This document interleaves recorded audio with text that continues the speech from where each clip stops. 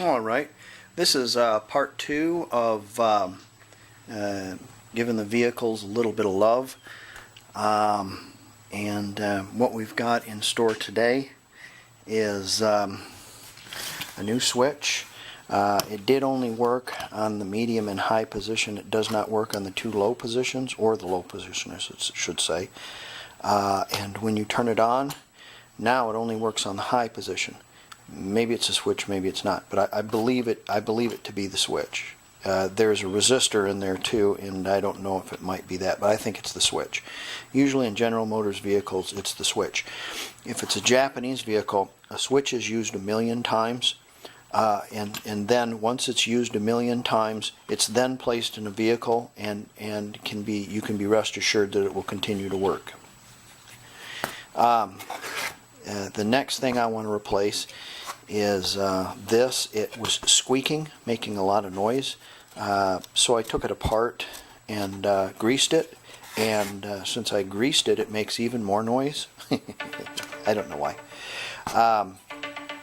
So I've got a new fan and a squirrel cage, and we're going to try to put that in, and I'm going to replace the heater core. I put a Spectra brand heater core in it. Is that cracked? It's not cracked, is it? Okay, it's just a cut in the plastic.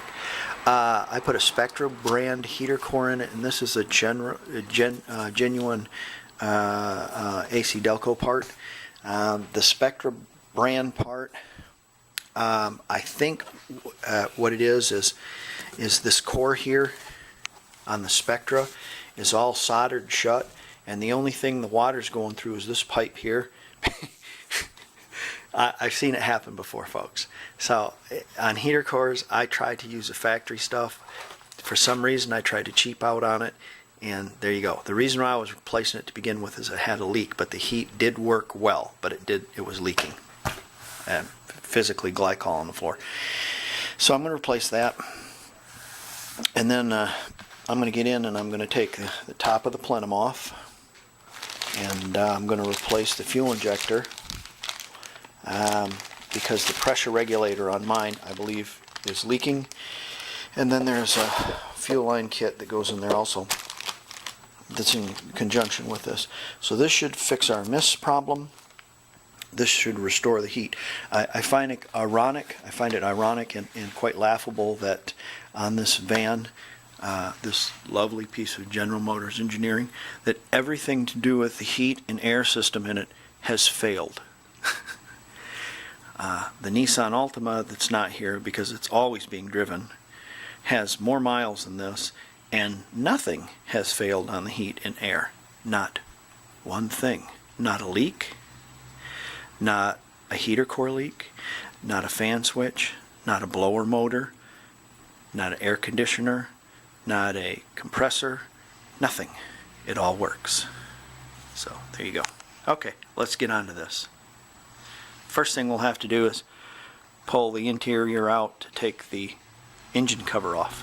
What I mean by the interior is all the snorters, pipes, grinders, guns, and switchblade knives you got in here in order to get this out. So I'm making as much room as I can in here for the stuff I've got. So, okay, I have the cover off. It's pretty straightforward. Because this vehicle is such an enormous flange, I'm going to start with the simplest first, and I'm going to replace this switch right there. 2 screws at the bottom, and then it comes off and we'll have a look at it. Okay, the switch goes under here like this, and if you look at this one, it has 2 holes in it, and the screws are hatefully placed underneath here, so you can't get to them. Have to unplug that first. You might have to be careful about these. I call this the valve because that's what it does when you do that. That's a General Motors trait too. Works on vacuum. Make sure you don't pull that off there. If you do, make sure you put it back on. Also, when you're removing this cowling underneath there, there's some more vacuum lines up underneath there, so you make sure and don't pull those off, or your vehicle will become really hateful to you.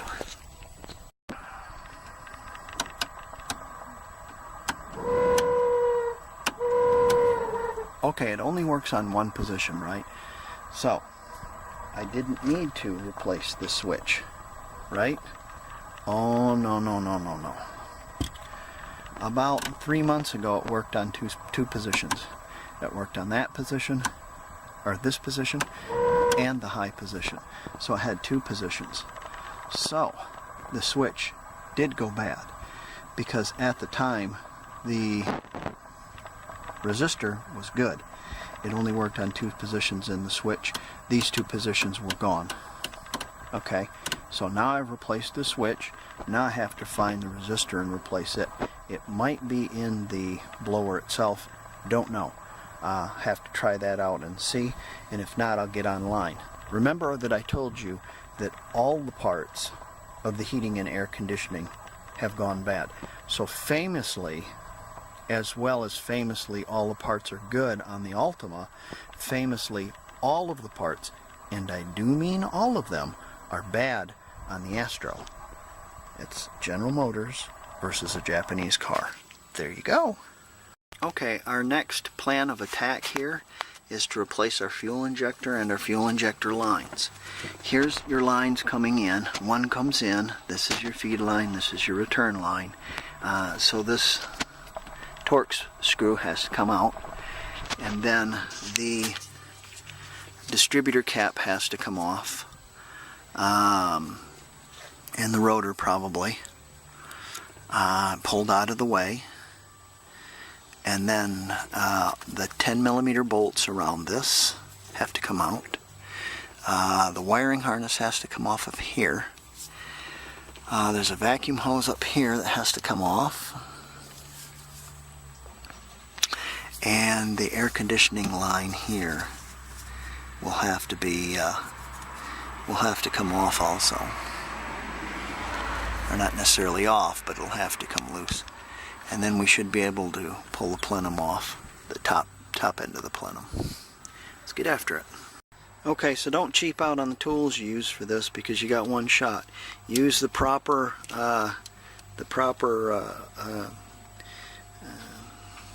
Torx bit for that.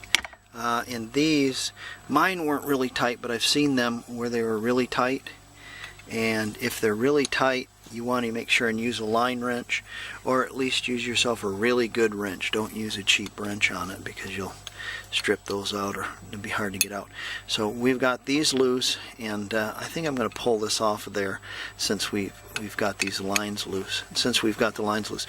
Also, if you have the lines loose like this, and you turn your key on, you're going to get a surprise, and the surprise is going to be a bunch of gas spraying all over the place. So don't turn your key on, because it'll cycle your fuel pump. Okay? Okay, you have the typical affair of the bolt going down into the through the plenum, and then it's got a little stud on the top and a nut that's securing either a wiring harness or the coil pack, that kind of thing. When you get this all done and those all unplugged, raise the hood, and you have to disconnect your pipe that goes to your throttle body, and I think that's it. Oh, yeah, you got to undo your throttle too. You got to disconnect your throttle. Those bolts right there, I'm pretty sure that goes to your throttle cable. Okay, I have the plenum off. Can you see the huge tell? The huge tell is pretty easy. Here's your fuel pressure regulator. Let's see if I can't get a better light on that. There's your fuel pressure. Let's see if I can get one more step up. Oh, let's step down. Okay. There's our fuel pressure regulator. And if you notice, it's very clean over here. And Dirty Sanchez over here. So, what you have is you have the fuel pressure regulator leaking and spraying fuel all over here, cleaning it all out, running this bank really, really rich. So what we're going to do is we are going to wash this all out the best way we can. It's not too dirty. and we're going to change this fuel injector out. It has one cable right here with 2 wires going to it that run the fuel injector. The fuel injector pops out, this gasket comes off here. Oh my God, it went down the intake. I'm going to have to find that. Be very careful about dropping stuff down the intake. In fact, I need to put some paper there, because that's a no-no what I just did. And then we're going to change out these lines right here. Let me fish that out of there really quick.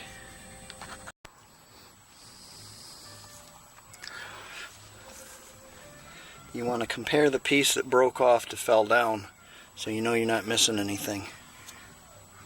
Put 6 pieces of Kleenex or something in there to catch that, because it's hell getting it out. It took me about 10 minutes. I finally ended up getting a piece of dum-dum on the end of a wire in order to get it out. Come down to Dan's house of fuel injection and get the crimp on us. You can cut those 2 lines right there, and then you'll be able to take these out so much easier. Your actual fuel injectors are the little valves, the little poppet valves. They go like that. They have a little pinch thing. You just squeeze them and they pull out. You kind of rock it like that, and it'll come out of there. This whole unit just kind of pulls up out of there. The wiring harness that goes on the top, it's got 2 pinch connections right here. You just give them a good squeeze and pull it off these 2 connections right here. So let me take this all out of there and we'll examine it on the table. Okay, because these are hard and crunchy, they are where they are. Okay, so this was the driver's side. Okay, so if we look at the driver's side, this one is the center cylinder and it's at the bottom. So let's look at this way. So the center one is the center one on this one, okay? But the center one on this one, the center one on this side with the regulator side, the center one on this side is the first one, and then the first one right here is the second one. How about that? So let's hope that I get this thing together right. Okay, pretty straightforward. I had to pull these out with some vice grips. We're going to clean those holes up where they go, and then we're going to grease them so those O-rings go in there a little better. We're going to clean up our throttle body, and we're going to clean the old gasket material off. Likewise, we're going to clean the other surface, mop it up the best way we can. We're going to try not to let any of this go down into the engine, but you know, ultimately some will. So, but we should be okay. I'm just concerned about this fuel injection system right here and right there. They're different, so we have to take note of that, and you should too. Here's our new lines, and they ought to work out perfectly. They go in this way first, and then it hooks into this right here. How? I'm not quite sure. Apparently it looks like it has a clip of sorts. We'll have to work that out and look at it. So let's have a look at that. Indeed, there is a clip right there, and it clips into those little slots. The same slot is right there, so it will go on there like that. Those will slide in there. You might ought to put a little silicone on those to slide them in there, as well as putting silicone on these to get them in the engine. Okay, let's clean things up. This is how you should be looking now. We've got, that's going to be the center one right here, and then the outer one, and then the one on the other side. Like logically it should go. I don't know what that is. Have to look at that. And then your hoses should be on, and there should be a clip there. And both of these should be lined up and in there. They should have, I had to kind of drive them in, so you probably have to drive them in too. And then, of course, this one is different, as the very bottom one or the center one goes to the first one back here, and then the one that's the farthest out goes to the middle, and then the logical one goes to the logical one. And I have my connection made up there at the top. So I have my gasket down. On the other side I put some red gasket maker, just a little bit, and since we have it on the top we should be okay. So I'm going to put my plenum on the top and we should be okay. One other thing you want to check on your plenum, on the other side of your plenum there's a, get that shut off, there's a valve. It's a mixing valve, and what it allows, just make sure it springs back right there. It's still a little gritty kitty, but it's better than it was, and so we should be okay. Let's go put her on. How tight should these be? I don't know. Not a lot. They're 6x1, so not a lot. The book doesn't show a torque value. I looked it up, but you start at this bolt here and you work your way around in a clockwise fashion, and you end up with the bolt way up front here. Okay, next thing that has to go on is these lines and the little case casement that goes underneath there in the screw, our distributor cap and our rotor. I'm going to plug all our electrical connections in, not even going to hook up the throttle. It should start. It should idle without having to operate the throttle. So we'll see what happens. Okay, I got everything out of the way. Got my distributor cap on. Let me just check things here, make sure. There's a lot of things I don't have mounted, like the coil and stuff, in case I have to take this all back apart again. Oops, got one thing I got to take out of the way here. Yeah, got that out of the way. Got all my electrical connections plugged in that I need to. This one's that goes to the intake right there, but that's not needed right now. So let's give it a shot, see what happens. Prime it a couple times. One more time. Let's hit it.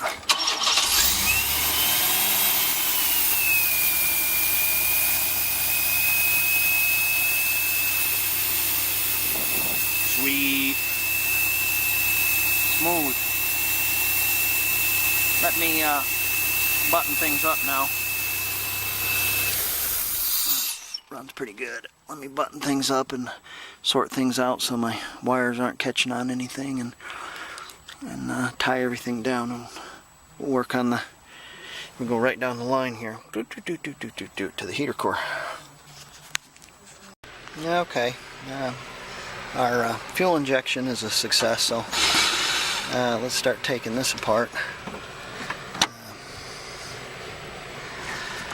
I've been in here before, so things are kind of chewed up a little bit and glued together and stuff. Because you got to understand that you're dealing with something that wasn't designed to be taken apart. You know? They just weren't.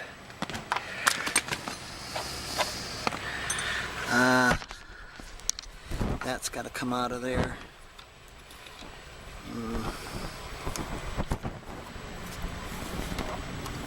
Let me start yanking on this and see how this come out. Can't remember. So the metal piece that was over the top of this, I took all the screws out of it, but I ended up busting it off, and I noticed that I urethaned it all back on. So it's any guess on how it really comes off. Probably have to take the steering wheel off. This is just held on by a bunch of little 9/32 or 7mm screws, and then we have one here, one down here, and then this piece pulls off the front here, and your heater core is right behind that. There's your blend doors right there. So let's take that off. Okay, there was two 7/32 screws because we can't use 9/32 or 7mm because that would be a sin or something. Looks like these holding the heater core in, this little deal right. Oh, isn't that nice? That looks nice. That's supposed to move around like that. It's just wrong. Okay, so let's take that out and then we'll start working at the front. Okay, these will have to come off. They're all glued together because the little deals that mounted them broke off, of course. Most of this General Motors stuff after 10 years just turns to dust. But of course on the Japanese car nothing has. So these are going to have to come out. Here is our valve, and here's a couple of relays. I don't know what they're for. This was an old fire truck, so maybe the relays, that's what those are for. So we have to take these relays out of the way because we have to get to our fan, which is way down here. And we have to disconnect our heater core so we can pull our heater core out. And of course, you have to drain.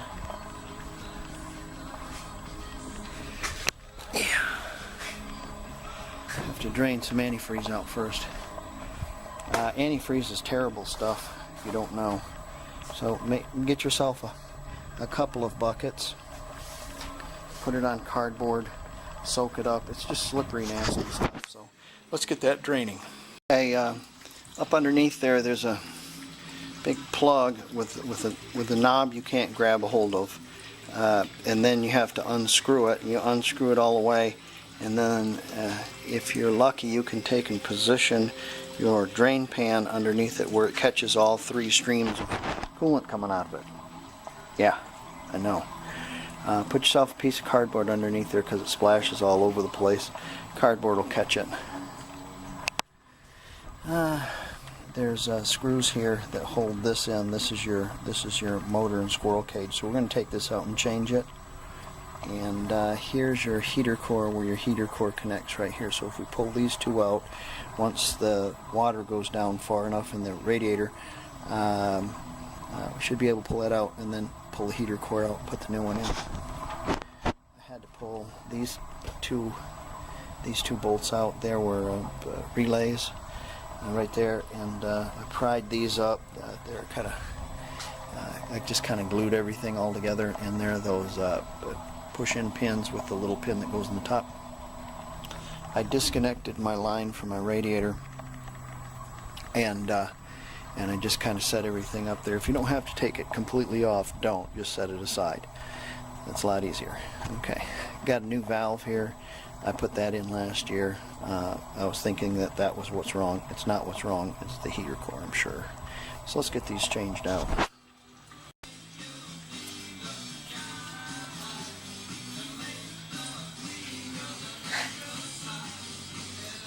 Guess which one is new?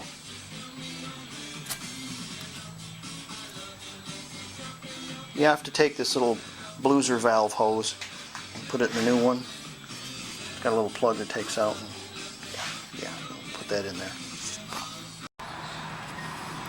You need to rough that up right there so your ground will make connection, and then when you tighten that up you'll have a ground going to your motor. If you don't, it'll get hateful. You can take and paint it after you take and rough it up and tighten that up. Then you can put a little spot of paint on it if you're concerned. Tighten all those bolts up. It should be good. Okay, I had to get this one out of the way, so I kind of bent it out of the way. Then I was able to bend the pipe itself right here, and I was able to get this other clamp off, and then you can take a screwdriver and just kind of work your hose. Try not to damage your hose or you'll be putting another hose on it.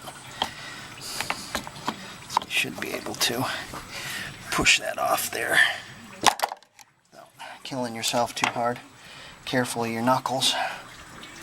There she comes. Just like that. And then what we're going to do is we'll pull that one out and we'll put another one in there. The correct one. Okay, you can grab a hold of this, and if it hasn't been glued in like this one has, it should come right out.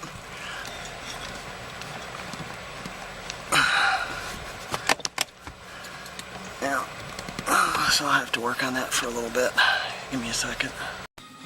Here's an OEM, and on the bottom is the offender. So there you go. The OEM doesn't even have, the OEM has points that it's directed to, and it fit the, I had to cut these points off, I think, with this point, because it would not go in there, and I had to put urethane around it in order to seal it. Is there anything urethane can't fix? Okay, so let's get this in here, and we'll put the hoses on. We also have to look at this. Where'd it go? Yeah, there's a box of to-do that came with this, or a bag of to-do that came with this. Let's see here what we got. Oh, look at that. You got your snorters and your pipes and your grinder. Got your gun there. Your switchblade knives. Okay. Place air seals mounted on heater core with new air seals. Service core requires new mounting bracket. Got it. Secured to case with existing screws. Replace core seal mounted on case with new core seal. Awesome. Okay, let's get these things on there. Incidentally, these are how they go. There's two that go on the side, self-stick little deals, and one goes there. So when it mounts up against the plenum, there's no air leaks. And then when your blend door comes in, you don't lose any heat around it, essentially. So that's what I'm looking for. And then this piece here goes around the plastic piece that we took off, and this is the new. It's going to go something like that on there and bolt in. So let's go put this in here. Okay, this already has a couple of pieces here that we take off. Those are the old ones. I'll see if I can get that out of there.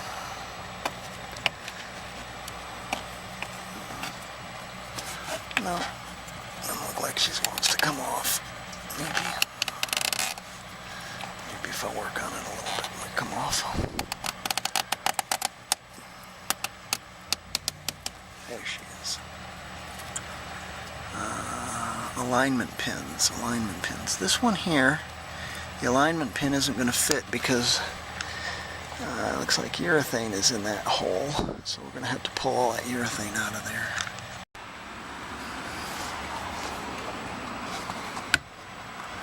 That goes at the top, doesn't it? You see what I've done wrong? Since this goes at the top, these seals are on the wrong side. Let me fix that again.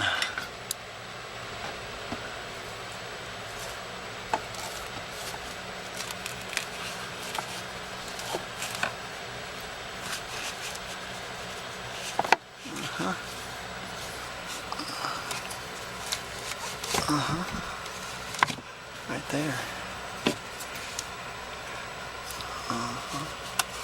Let's put that in there, like that. Oh, just like that. There you go. Yeah, that's how she should work. I just got some crap down here. Get that out of there. This hose here goes to a blend door on the side, little vent there. I've just kind of pulled it out of the way to keep it out of the way. Let's have a look at our deal that goes on the top here.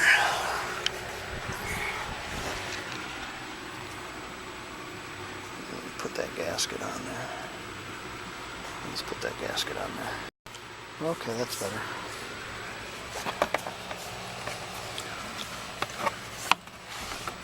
Kind of running on light here, so I think I'm going to be wrapping this up here pretty soon. This piece here, you got to kind of fold this up out of the way in order to get this under there, so it's kind of tricky. I'll have to put my my camera down. So yeah,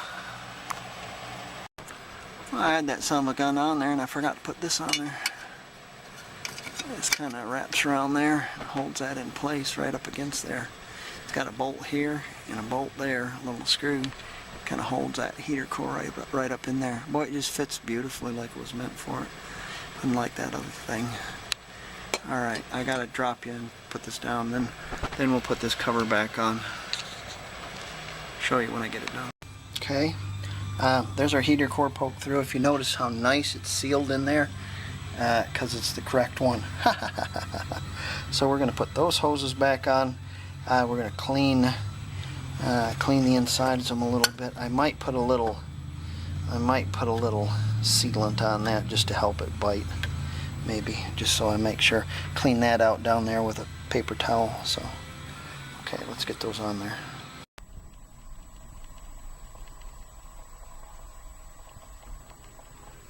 What I did is, in order to get this bottom one on, I slid the bottom one on first, and I didn't put the top one on, and I was able to wrangle that clip in there, that clamp, and then I put the top one on. I put a little of that red silicone on there too, help it seal. Now we got to put these back in, right in here. All our wiring and stuff. Alright, we've got our radiator topped up, and I'm getting heat out of the heater core, so I know this is working. This vacuum is, in the event that you lose your vacuum, it's always on, that is down. And it does not shut itself off unless you apply the AC or put it on the cool mode. When you put it on the cool mode, it raises itself up and stops putting hot water through the heater core. So that's working properly. What was I going to say? Oh, the fan switch. I'm limited again to high only, and so I believe that I had a multi problem, and that was the switch and the resistor. I'm having difficulty locating the resistor though. I show on the schematic, here's the blower. I can shut that off. Here's the blower right here, and here is the blower motor and relay pack, resistor and relay pack right here. And typically this is the box right here, and typically this is going to be the air box, because this resistor it gets hot and it wants a fan behind it blowing on it to cool it down. So it's probably inside the vehicle. Maybe we'll do that later because I've already got the inside all put together. Ha! So, okay, what's next? I need to do an oil change and a windshield on this, and I think I should be done. As an additional tip, if you order parts from Rock Auto and you don't know what else to buy because you're paying so much for shipping, sometimes, as long as these are coming from the same warehouse, you can tack on a couple of filters, $2 or $3 filters, and instead of paying $5 and $6 at O'Reilly's or Walmart or something, and you can get the shipping on them for not a lot more or nothing. So that's what I usually do, is I see which filters are coming from the warehouse that I've ordered my parts from, and if they have the right filter and they're coming from the right warehouse, yeah, tack them on. Shipping, they ship up to a certain amount of pounds, and if you're not at that weight, those could be free shipped. While you're underneath here, you can find out what's going on with your vehicle. And I did think I had a rear main seal leak, but I don't. What I have is I have cooling lines that I bought from O'Reilly's. Oh, really? Yes. Oh, really? And let's see if I can zoom in on it. This is what's polluting my floor. You can see the focus. the oil leak underneath there.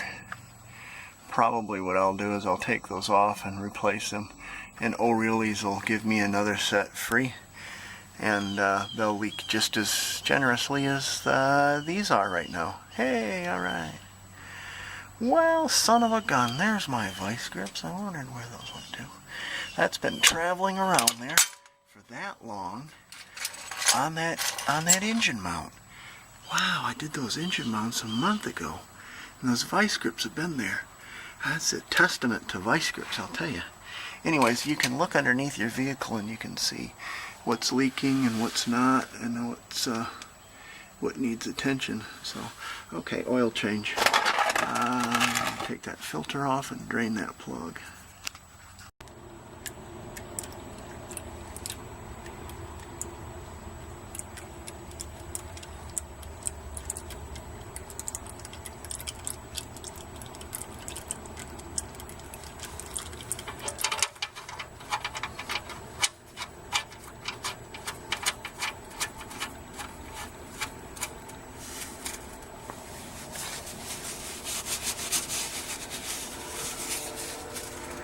Try to do my oil changes as neatly and as cleanly as I can.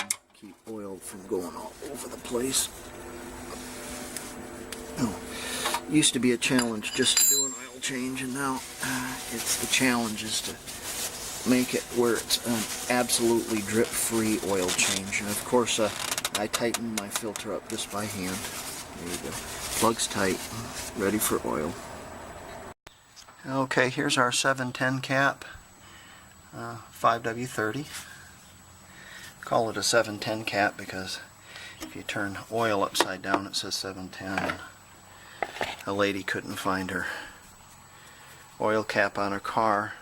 All she could find was a 710 cap.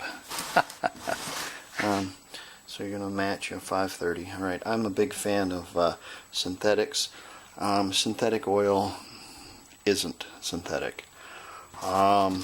It's not made out of magic pixie farts or something like that. It's made out of mineral oil. They call it synthetic because of the additives in it. That has a lot of additives. Ironically, all additives are pretty much come out of the ground too. Everything's a derivative of mineral oil, you know. Everything is a derivative of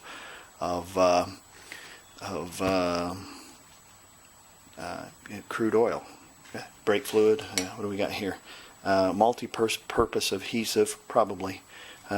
It's like everything comes from oil, so don't knock big oil, okay? Because your phone you're looking at this on come from big oil. Alright, let's fill her up. It takes 5 quarts, that's 5 quarts right there. You can buy this at Walmart for $22.50. $22.50 for 5 quarts of synthetic. I have seen where synthetic oil is $8 or $9 for 1 quart at places, even more. So Walmart's a great deal. For those of you that don't like Walmart, shame on you. It's a great place to shop. So we're going to fill that up. There's another thing about this, excuse me. Need to switch to filtered cigarettes. Another thing about this little 6-cylinder engine, it holds as much as a V8. So you have the overlap of oil. You have a huge amount of oil in a smaller engine, which is lovely because it adds for protection in the event that you don't change your oil frequently, or you do not you lose some of your oil or something like that. You can lose 2 quarts of oil out of this thing and it'll still run normally. So don't do it, but it will. So okay, let's fire it up. Watch our oil pressure. Contact.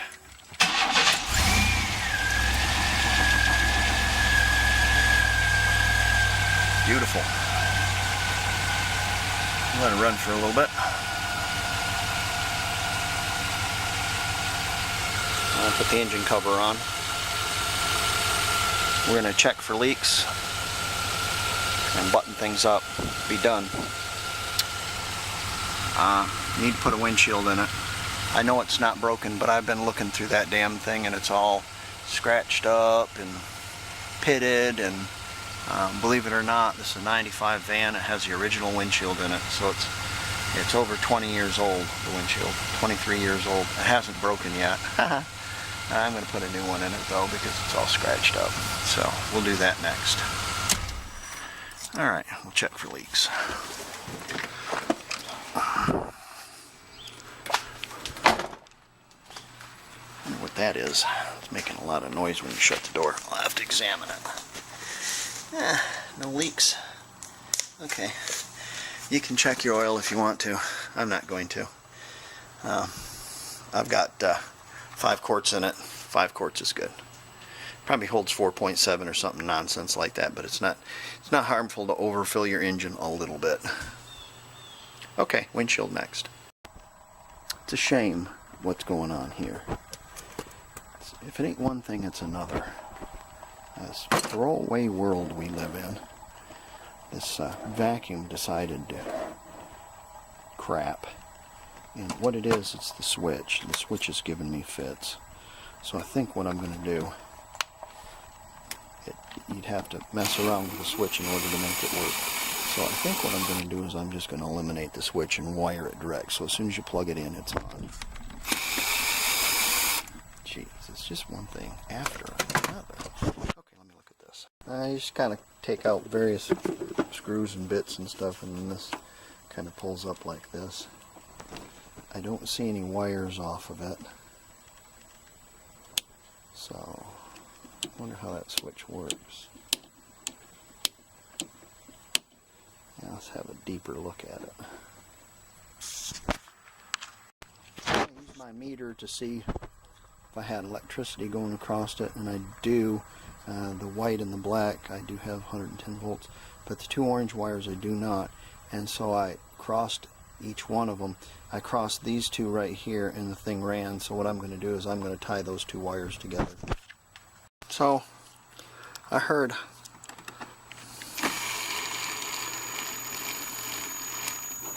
Barack Hussein Obama bin Biden yesterday on the TV, and he was complaining about Donald Trump. He said that we're going to lose the democracy. We're going to lose democracy. Democracy is going to suffer. Exactly what democracy is that, Mr. Obama? This is a representative republic. Like, and to the republic for which it stands. It's not and to the democracy for which it stands. So, you're not going to lose the democracy. Don't worry about it, because there isn't one. There is a republic. We're going to put these screws back in here. It's awful hard doing this with one hand. Also seen that Plugs Biden was going to run for president a couple of years. Just say no, people.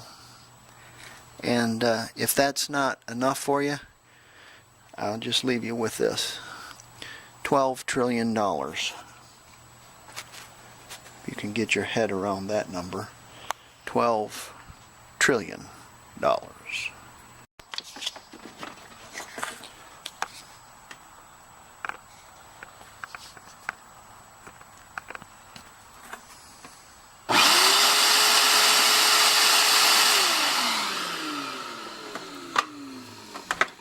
So, no matter how hateful and shitty they become, you just fix them and keep using it until it turns to dust. Think about this, but there's 2 sides to the switch, and they had wires going to both sides of the switch. So, the other side of the switch works. So when I shut it off, it shut it off. Probably they have wires going to both sides of the switch because of lawyers. And probably what happened was somebody was flying a kite in a thunderstorm while standing in a pond while using his shop vac to sweep out his aluminum John boat, and he got electrocuted. So as a double extra super special safe feature, they have wires going, or a switch going to both wires.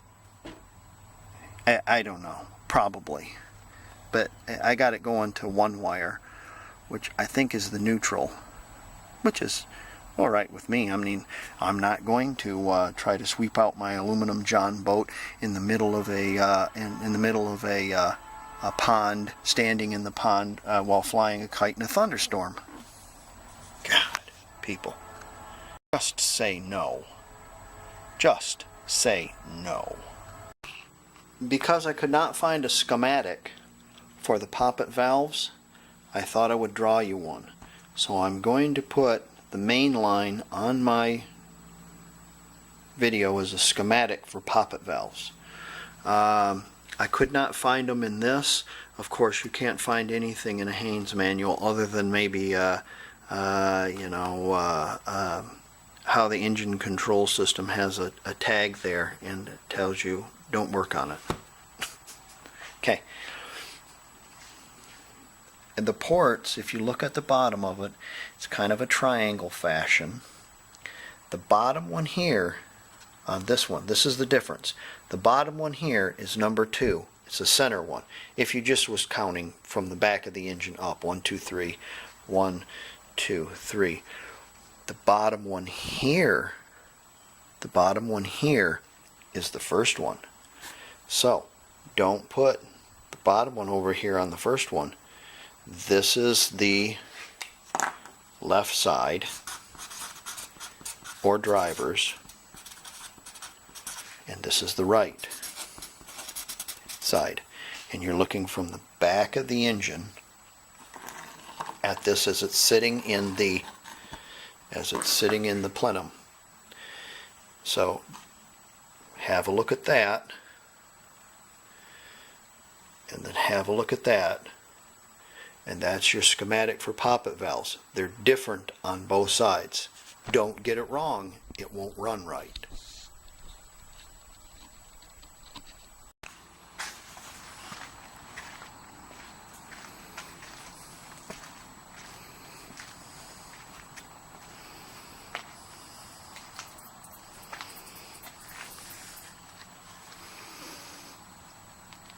Can you see him?